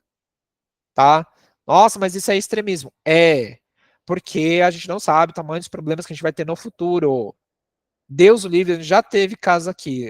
Como eu sempre falo, isso não é uma praga. Mas já teve gente que teve acidente de trabalho e teve que parar de trabalhar. O INSS não cobre. E como eu sempre brinco, né? INSS isso nunca será o suficiente. A Erika, ela já tem todas as minhas frases. Eu já falei para ela que ela vai fazer renda extra vendendo camisetas com a minha frase, tá? Então, vamos pensar também nisso, certo? Problema não vem sozinho, problema vem de galera. É uma coisa que a gente tem que prestar atenção. Cuidado com sabotador. Então, sabote o sabotador. Se preocupe em resolver isso enquanto você pode. Bruno, mas hoje eu ganho um salário mínimo e R$ 1.600 de investimento para mim é fora da realidade. Minha filha, comece com R$ 10, com R$ 50. Comece a prestar atenção se você consegue reduzir algumas coisas no seu orçamento para você investir melhor. Só que aprenda a lei da compensação. Se você quer sair, comprar, se divertir, pense em também guardar a mesma quantia deste valor. Saiu no final de semana, gastou R$ 300, se preocupe em guardar R$ 300 também. Porque, como diz minha mãe, né? Neste mundo nascemos sozinhos e pelados, morreremos sozinhos e pelados. Então, a gente tem que pensar também como vai ser o futuro. Tá? Tem a galera que vai ser adepta dos 25%, vai ter a galera dos 50%, vai ter a galera dos 100%. Tá? Mas isso é meta. É particular. É o gosto de cada um. Eu sou da galera aqui do 100%. Só que eu fui da galera dos 25%. Na verdade, dos 5%. Do 1%. Porque eu não tinha dinheiro para investir. Nem sabia como é que fazia isso. E aqui, esta tabela, vou deixar um ponto bem importante aqui para a gente também. Ela é uma tabela onde as aplicações foram feitas de forma conservadora, tá? Que seria aquela aplicação financeira que te paga 12% ao ano ou 0,95% ao mês. Vocês vão aprender isso na parte de investimentos, tá? Bruno, como é que você fez cálculo? Vocês vão aprender isso na parte dos investimentos. Vocês vão aprender a trabalhar com calculadora financeira, certo? Para projetar o futuro. Não se preocupa. Por isso que eu falei que o Rica ele vai ter mais tempo de aula do que o que está previsto, porque é muito detalhe para vocês entenderem. Tá? Então aqui é primeiro para abrir a cabeça de vocês, entenderem que com pouquinho vocês conseguem investir. Tá? A gente vai ter na parte de investimentos uma carteira de R$ 50. A gente vai ter carteira de R$ 100. Carteira de R$ 300, carteira de 500, carteira de 1.000. O que é carteira, Bruno? Conjunto de investimentos que você vai comprar todo mês. Você vai ter uma quantidade para comprar com R$ 50, com R$ 100, com 300, com 500 e com 1.000. Então vai ter carteira de investimento para todos os gostos e bolsos.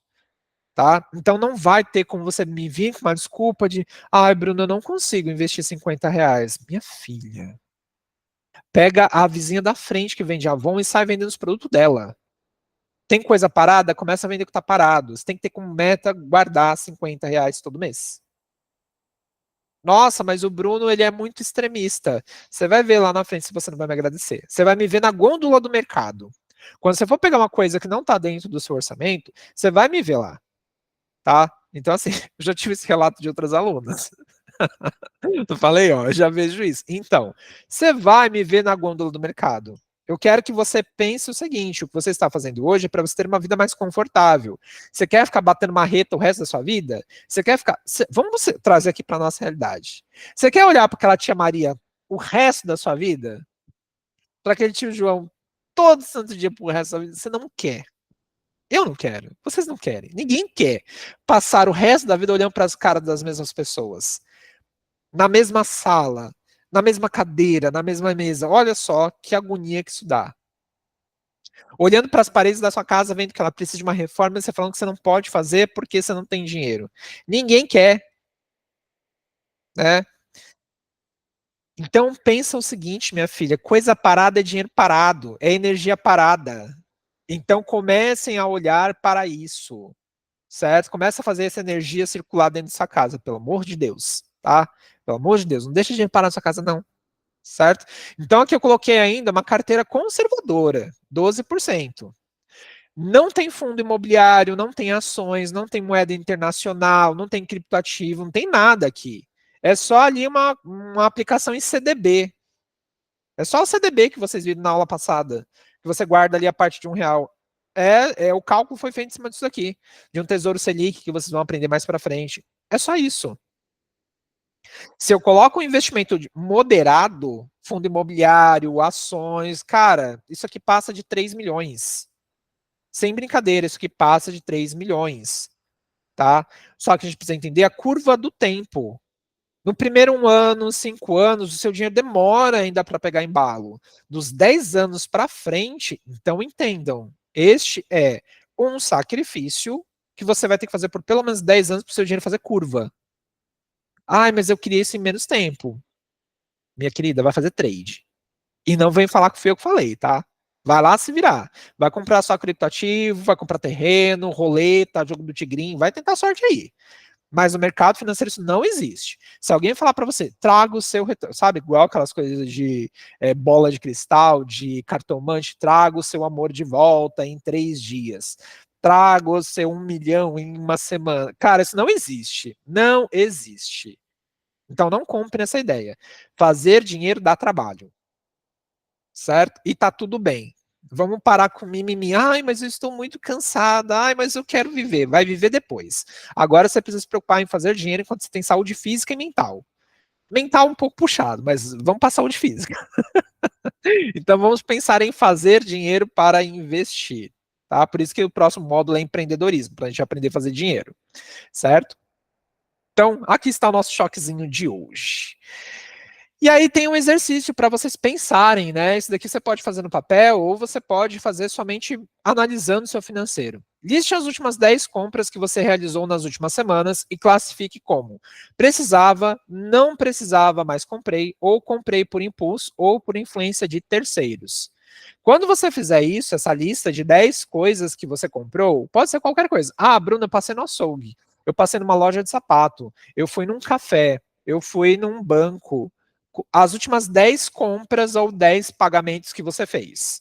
Faça esse exercício, tá? Isso é para você começar a se adaptar à ideia de olhar sempre o que você andou fazendo com o seu dinheiro. E agora responda: existiam outras coisas como prioridade antes desta compra? Você tinha uma prioridade antes de comprar o que você comprou?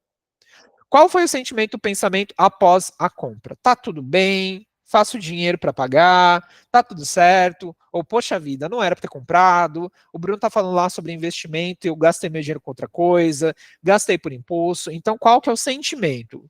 Aprendam a analisar a parte sentimental, emocional de vocês quando a gente fala de dinheiro.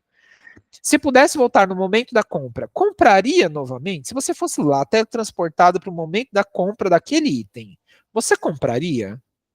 Pode ser assim, compraria que comprou o dobro. Pode ser assim, não, não compraria, porque agora eu entendo que não era para ter feito isso. Não é que comprar seja ruim, pelo contrário, comprar é maravilhoso. Maravilhoso. Quem não gosta de comprar tá mentindo. Você pode não gostar de comprar, por exemplo, roupa. Comprar sapato, carro, casa. Mas você gosta de comprar alguma coisa, um filme para você assistir no final de semana com sua família. Você gosta de comprar uma saída, então ir comer um lanche, ir num restaurante bacana. Todo mundo gosta de comprar e dinheiro serve para isso. A questão é prioridade. Está na ordem de prioridade? Eu, por exemplo, adoro comprar material de papelaria. Quer me fazer um ser humano feliz? Fica a dica. 19 de novembro, meu aniversário. Me dê coisas de papelaria. Ah, marca página, marca texto, caneta, caneta de cheiro, adesivo. Eu era o louco da. Ainda sou, né? O louco do adesivo.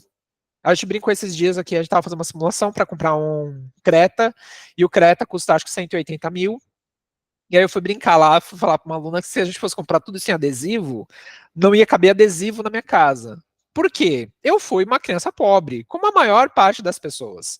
Então, assim, a gente não tinha dinheiro para comprar nada. Nada, nada, nada. Então, a minha felicidade era um crediário das casas. Mentira.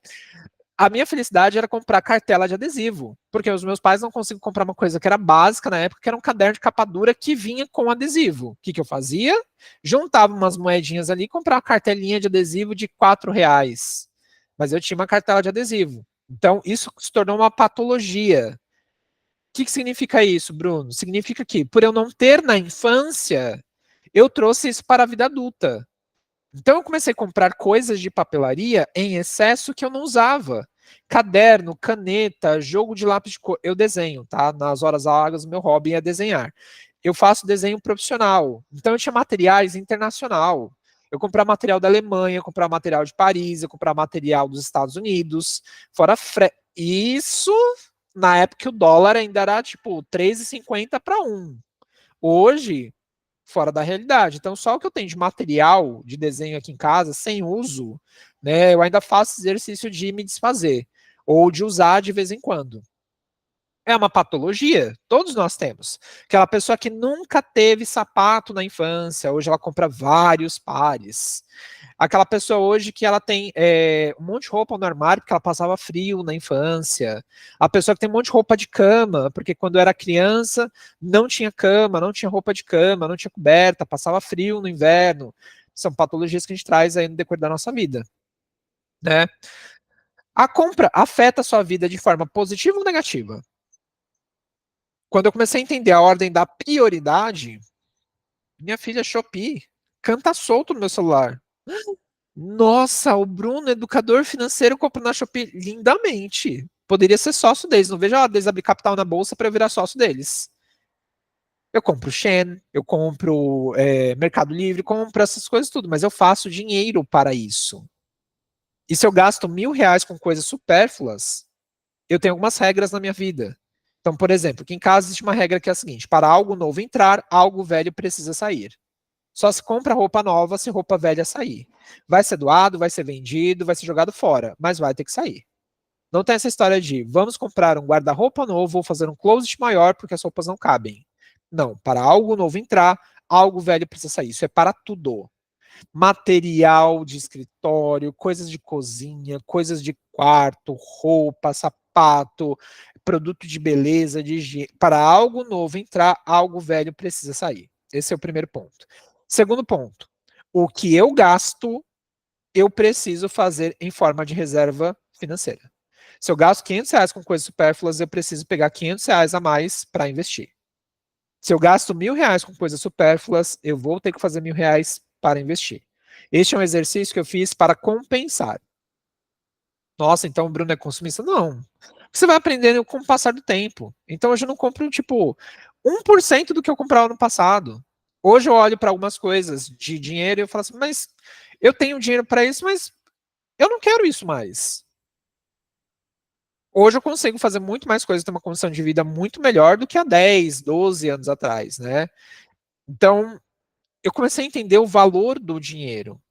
O dinheiro ele é para comprar coisas que você precisa, coisas que vão te trazer bem-estar. Então, por exemplo, para viajar, para comprar um carro, para comprar uma casa, para você ter uma reserva financeira, para você ver alguns problemas que acontecem na economia, você fala assim, ufa, eu estou resguardada porque eu tenho ali o dinheiro para um ano e meio, não vou precisar pegar empréstimo com o banco.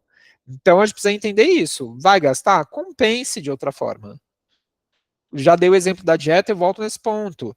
Comer o doce que não era para ter comido, não inventa moda, no sentido de, eu vou comer uma maçã com canela no forno assada porque é doce. Não, come o doce que você quer e aprenda a compensar. Faça mais exercício, coma melhor nas próximas refeições, tome mais água. Financeiro é a mesma coisa. Gastou com algo que não estava previsto, gastou com algo que não estava planejado, uma coisa que você queria muito e você tinha outras prioridades, lei da compensação. Faça dinheiro para cobrir isso, mas não deixe de fazer. Senão você cria crença limitante. E quebrar a crença limitante é muito difícil, certo? O que você pode fazer para evitar isso nas próximas vezes? Eu comecei a tirar contactless na época que eu precisava, né? Hoje em dia isso está tranquilo, então eu uso contactless para tudo. Contactless, né? O celular por aproximação ou o cartão por aproximação. Coloque um limite no seu cartão de crédito. Hoje a maior parte dos cartões só tem um limite ajustável, ajusta para você sair. Se você sabe que é o shopping center que te faz gastar dinheiro, fuja do shopping igual o diabo foge da cruz até você se habituar. Então, trazendo aqui de novo para. Estou falando de dieta, gente, porque eu estou de dieta, tá? Então, eu vou trazer bastante isso aqui. Se você é a pessoa que tem compulsão por açúcar, como é o meu caso, não tenha biscoito recheado na sua casa, não tenha chocolate. Não... Nossa, mas isso é extremista. Eu não sei lidar com isso ainda. E como eu não sei lidar, eu não posso ter. A mesma coisa é para compra. Se você é compulsivo, você não vai conseguir comprar só uma blusa, só um sapato, tomar só um café. Não leva cartão de crédito. Leva o dinheiro contado na carteira. Mas minha mãe sempre falou que dar com dinheiro contado é perigoso. Vamos lá, figuras de poder. Pai, mãe, tio, tia, filho, marido, esposa. São figuras de poder. Tem uma influência sobre o nosso subconsciente muito grande, mas nem sempre estão certos. Porque só a gente sabe o que passa dentro da nossa cabeça. Então, sabote ou sabotador. Leva em dinheiro, leva contado, presta atenção no seu itinerário, por onde você vai passar. Se você está na fase de que você precisa controlar impulso, não fique. Mas eu preciso ser forte. Gente, na boa, o nome disso é sadomasoquismo. Eu não vou ficar fazendo isso com meu psicológico, isso não é bom. Não vou no shopping. Mas vamos lá, a amiga te chama para você ir no shopping tomar só um café. Fulana, não posso. Quer vir tomar café? Vem na minha casa. Não quer? Vá com Deus, minha filha. Vá você tomar o café. Se priorize. No resumo é isso. Se priorize, certo? Depois, a gente fala sobre à vista ou parcelado, né? Que é a grande discussão aí dos últimos meses. Eu devo comprar à vista ou parcelado? Vou trazer aqui uma análise de quando você deve fazer um, quando você deve fazer o outro. Então, vamos entender o seguinte: quando a gente fala de à vista ou parcelado, existem momentos que são bons e momentos que são ruins. Então, vamos lá. Quando é bom o à vista? Você já possui uma reserva financeira e o dinheiro não fará falta. Quando você tem desconto acima da rentabilidade de uma aplicação, então a gente vai ver a aplicação para você poder comparar isso. Quando o fator de não parcelar lhe permite respirar em paz, tá? Então, é bom à vista quando você consegue essas três coisas, principalmente. Quando é bom parcelar? Você possui o dinheiro para comprar à vista, mas não tem nenhum benefício e o parcelado não tem juros. Então, isso aqui é uma regrinha que eu trouxe para minha vida. Se é parcelado e não tem juros e eu tenho dinheiro para comprar à vista e posso guardar, eu vou comprar parcelado. Só que aí que está o problema. Quando a pessoa tem o dinheiro para comprar à vista, parcela porque não tem juros, mas usa o dinheiro para outra finalidade. Não. O foco aqui é: tenho dinheiro para comprar à vista, mas não tem nenhum desconto. Eu vou guardar este dinheiro numa aplicação, vou pagar as parcelas porque não tem juros, e quando eu terminar de pagar essas parcelas, ainda vai ter uma sobra de dinheiro porque rendeu alguma coisa. Tá? Quando o valor da compra à vista será investido para lhe trazer mais rentabilidade. Então, se parcelado não tem juros e eu posso pegar esse dinheiro e guardar e fazer mais dinheiro, escolha esta opção, tá? Quando a compra é necessária para fazer mais dinheiro, por exemplo, um investimento na sua empresa. Você precisa comprar um equipamento, esse equipamento é caro e você vai ter que parcelar para você conseguir fazer mais dinheiro. Faça isso, tá? Se vai te trazer mais retorno financeiro, parcele. Então, a gente tem que analisar o que é melhor para cada tipo de situação. É claro que aqui a gente tem um outro ponto. Se você é a pessoa que tem esta dificuldade ainda de ter o dinheiro para comprar à vista, parcela, mas vai gastar com outra coisa, paga à vista. Ah, mas aí eu vou perder a questão da rentabilidade, vou me descapitalizar. Mas se você vai fazer uma cagada muito maior, é melhor você pagar à vista, tá? Fica descapitalizada, paga à vista, mas não contrai uma dívida com uma outra coisa. Aqui é a questão de guardar o dinheiro para rentabilidade e ter ali o valor parcelado é para quem já tem um controle financeiro e vai conseguir de fato guardar esse dinheiro para ter mais rentabilidade. Agora, se você vai parcelar, vai guardar o dinheiro por um mês, daqui a pouco uma amiga chama você para viajar, você pega o dinheiro que era para estar guardado e vai sair, é melhor você pagar à vista, tá? Se conheça, todo mundo sabe que como é com dinheiro. Então, assim, planeje as coisas antes. E quando é ruim? A vista é ruim quando você não possui uma reserva financeira e comprar à vista pode lhe deixar descapitalizada.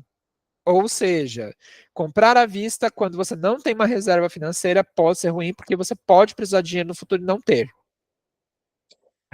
Quando isso não lhe traz nenhuma vantagem na compra. Então, comprar à vista não traz vantagem nenhuma, observe se o parcelado não tem juros e parcele. Quando você também precisa realizar outros investimentos para equilibrar a sua vida. Não adianta nada você comprar o equipamento ou pagar a dívida à vista para ter mais tranquilidade, só que aí você tem outros objetivos também em andamento que precisam ser resolvidos. Não tem essa compensação, tá? Então, assim, à vista, só quando você enxerga ali aqueles benefícios do quando é bom. Parcelado, quando que ele é ruim? Existe juros e no à vista poderia ter desconto. É o oposto, né? Então, se você pagando à vista tem desconto e no parcelado você tem juros, compre à vista. Né? O Mercado Livre tem muito isso. A partir de um número X de parcelas, você tem juros e antes de um número de parcelas X, você não tem juros. Então, quando tem juros e quando não tem juros, certo? Eu ainda coloco um algo a mais aqui, tá? Quando eu vou parcelar, eu, por exemplo, gosto de terminar de pagar os meus parcelamentos dentro do ano. Então, por exemplo, se eu for comprar alguma coisa agora, eu não vou parcelar em 10 vezes, eu vou parcelar em 4 vezes. Eu nem considero mais agosto. Eu considero setembro, outubro, novembro, dezembro. Então, eu vou parcelar em 4 vezes. Se ficar um valor muito alto de parcela, eu não faço agora. Ah, mas precisa. Eu tenho reserva financeira. Se for emergencial, vai entrar ali na reserva financeira. Se era uma coisa por luxo, vou comprar um ar-condicionado. O ar-condicionado é 5 mil reais. Vai dar um valor de parcela de 1.250. Opa, meu valor de parcela que eu me permito parcelar as coisas é 500 reais por mês. É 1.250? Esquece, eu não vou parcelar mais esse ano. Vai ficar só para o ano que vem. Mas eu vou pagar mais caro. Regras. Eu coloquei essa regra dentro do meu financeiro. Se vai ficar uma parcela mais de 500 reais dentro do meu mês, eu não faço. E parcela tudo, tá? contando todas as minhas parcelas. Eu não posso ter mais de R$ 500 de parcela dentro do meu orçamento, certo? Tem pessoas que têm parcela aí, quando junta tudo no cartão, tem R$ 2.000 de parcela, R$ 3.000 de parcela. Você está muito alavancada. O que significa isso? Se você der uma derrapada no seu financeiro dentro do seu mês, você tem R$ 3.000 de parcela para pagar. Se você ganha um salário mínimo, ferrou. Porque você vai entrar no endividamento e na inadimplência. Endividamento, contas altas dentro do seu mês. Inadimplência, quando você deixa essas contas do mês em atraso. Então, minha filha, tome bastante cuidado com o parcelamento. Coloque teto de gastos para parcela. Olha, quanto que eu poderia parcelar, Bruno? Não é bem uma regra, né? Mas nós falamos que o ideal de parcela ou de cartão de crédito é que fosse 10% da sua renda. Então, se você ganha, por exemplo, um salário mínimo, R$ 1.420 hoje, 10% é 142. Você deveria ter uma fatura de cartão, uma parcela de até R$ 142 dentro do seu mês. Ah, eu recebo R$ 5.000. Seu valor de parcela ou de cartão de crédito tem que ser R$ 500. Tá? Salvo exceções como, por exemplo, no meu caso. Tudo meu passa pelo cartão de crédito porque existe uma estratégia. Eu não pago nada à vista quando não tem desconto. Eu pago tudo no parcelado, porque isso vai entrar para minha fatura de cartão, tá tudo centralizado ali dentro e a fatura eu pago em dia e ganho a pontuação para fazer mais dinheiro. Tá? Então, eu tenho ali no meu cartão de crédito todas as minhas contas do dia a dia. Só contas como água, luz, aluguel, essas coisas não passam pelo cartão porque você vai pagar juros para parcelar essas contas. Então, não faz sentido. Mas o restante, minha filha, se puder, parcele. Quando você possui um volume muito grande de outras parcelas, isso lhe causa dor de cabeça para controlar. Ponto de atenção. Galera da parcelinha. Ah, eu tenho uma parcela de R$ 10. Você foi lá, fez uma compra de R$ 100 e parcelou em 10 vezes de 10. É melhor eu não dar a minha opinião, né? Mas não faça isso. Vai parcelar? Parcele para você pagar o quanto antes possível, certo? Não vai lá fazer uma parcela. Ah, é R$ 100, faz em 10 de 10. Ah, é R$ 200, faz em 10 de 20. Ah, é R$ 500, faz em, sei lá, 10 vezes R$ 50. Pra que você vai ficar com esse monte de parcela? Ah, é porque eu acho que eu tenho mais limite. Você não tem mais limite, criatura. Se você der uma derrapada, você não controla mais nada. Fica um monte de continha para trás. Fica um monte de parcelinha para trás. Do que vai te adiantar? Nada. Então, entenda isso. Se você vai fazer parcela, coloque isso em quantidade de parcelas que você consegue controlar. Não fica colocando aí um monte de parcela. Você vai olhar na fatura da pessoa, ela terminou de pagar o mês, virou o cartão dela, já tem mais um monte de parcela para ela pagar novamente. Isso dá um efeito muito ruim no seu psicológico, de que você está trabalhando, trabalhando, trabalhando só para pagar conta. Então, não compensa. Quando a ideia de fazer parcelinhas lhe permite fazer novas parcelas e traz a sensação de que não ficará pesado na fatura. É o que eu acabei de falar. Então, aquela pessoa que ela faz um monte de parcelinha, porque ela fala, ah, nem vai doer, nem vou sentir. Um mês depois a pessoa tá sentindo, tá chorando, tá ali com o chazinho de camomila dela e vodka dentro porque ela quer esquecer dos problemas. Não faça isso, tá? Dica: pesquise sempre que possível em 2 ou 3 fornecedores diferentes e tenha em mãos os preços do concorrente. Negocie. Em um mundo de crédito, quem tem dinheiro é rainha. Então a gente precisa entender isso. O seu dinheiro aí tem valor. Então, será que você vai querer se descapitalizar por uma compra? Você não vai negociar? Ai, mas eu não gosto de pedir desconto. Gente, rico, o que ele mais faz é pedir desconto. E por isso que ele é rico. É claro que a gente tem que ter o bom senso. Você não vai ficar pedindo desconto daquela pessoa que você sabe que ela faz aquilo para ganhar a vida. A manicure cobra lá R$ 35 e porque você vai fazendo Pix, você fala assim, ah, no Pix eu posso pagar 30? Não, vai pagar 35. Tá? Não faz isso. Agora, quando você vai numa loja, marca grande, um valor de comprar, aí você pode negociar. Tá? Então tenha um bom senso. Existem casos que sim, você deve pedir desconto, existem casos que não compensa você pedir desconto. Você quer pagar um negócio de 35 por 30 para ter R$ 5 de desconto? Será que, óbvio, né, que no médio e longo prazo, acabei de mostrar no exercício ali, o pouquinho, como que você tem de valorização no futuro. Mas entenda o bom senso. Dinheiro é bom senso. Tá? Não adianta você ficar pedindo desconto em tudo e você ser reconhecida pelas pessoas como a pessoa que só pede desconto, só chora preço, é avarenta. Gente, isso é muito ruim. Tá? Então, bom senso na hora de pedir desconto. Agora, a ideia de levar o preço de um fornecedor para o outro é uma coisa que a gente faz sempre. Tanto é que tem sites, né, tem empresas, tem lojas que ela fala, traga o preço do fornecedor ou do concorrente, nós vamos cobrir. Então, isso é bacana para você conseguir o melhor preço, sim. Tá? Então, entenda isso, pesquise. Não sai comprando a primeira opção. Ah, mas eu não tenho tempo, então volta depois e faz. Não faz uma coisa correndo de qualquer jeito para você pagar mais caro, certo? Mas e se fazendo tudo isso ainda não sobra dinheiro? Primeiro, descubra quanto falta. Digamos que você já fez tudo isso. Você anotou seus gastos, já está controlando suas parcelas, está diminuindo ali o que você tem de contas dentro do seu mês. Vamos descobrir quanto falta, tá? Não adianta você sair igual uma doida querendo vender até os filhos para fazer dinheiro. A gente precisa entender quanto falta, certo? Então tem um cálculo para isso que é bem simples.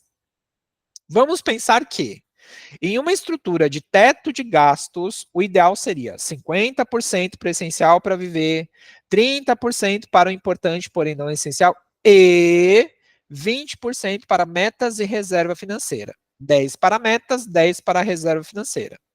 Mas se você, por exemplo, recebe R$ 4.000 e não sobra para as metas e reserva, deve fazer o cálculo a seguir para fazer renda extra. Não tem para onde fugir, você vai precisar fazer renda extra. Tá? E o cálculo seria este, regrinha de 3. Então vamos dizer que os seus R$ 4.000 representam 80% do orçamento, né? 50 mais 30, 80. Só que se você hoje tem esses R$ 4.000 e ele está sendo usado para 100%, vamos pensar que 4.000 são os 80. Qual é a diferença dos 20 que faltam? Ah, Bruno, essa é fácil, né? Eu tenho que fazer ali, mas se era R$ 4.000, 10% seria 400 e 10% para reserva seria mais 400. Então eu deveria fazer mais R$ 800. Então não poderia fazer só 4.000, eu deveria fazer 4.800. Bom, não é bem isso que a regra de 3 fala para gente. Então vamos pensar o seguinte: passo 1, 4.000 é igual a 80%. E aí, digamos que esses 4.000 equivale aos 80% do seu orçamento e X equivale ao 20% que a gente não sabe quanto que é. Então, a gente vai fazer regrinha de 3, né? Vamos cruzar aqui as informações. 80 vezes X, esse ponto é vezes, igual a 4.000 vezes 20. Terceiro passo. 80x igual a 80.000. Quarto passo, x igual 80.000 dividido por 80. Quinto passo, x igual a 100. Então, os 20% que faltam no seu orçamento não é R$ 800, é R$ 1.000. Você deveria fazer R$ 1.000, onde R$ 500 é para reserva financeira e R$ 500 seria aí para você guardar para as metas da família. Poxa vida, Bruno, mas é R$ 200.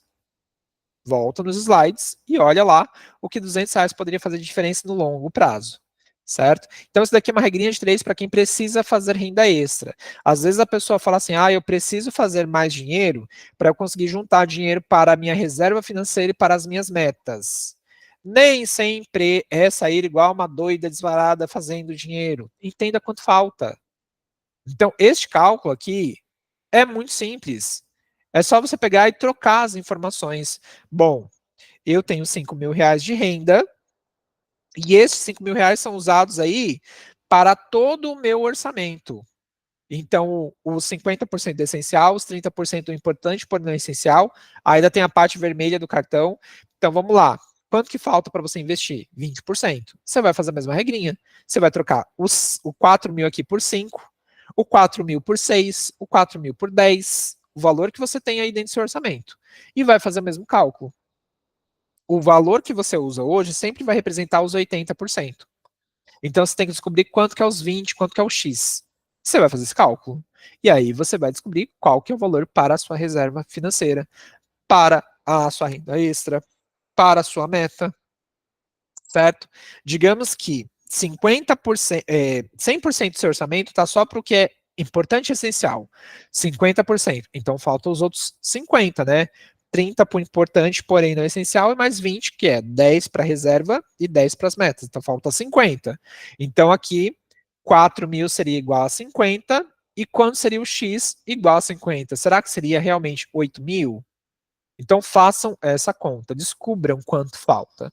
E aí fica o exercício, tá? Façam este cálculo e me mandem depois, se vocês quiserem, para a gente avaliar juntos nas consultorias individuais, certo? Isso vai dar uma noção para vocês de quanto vocês precisam fazer de renda extra, tá?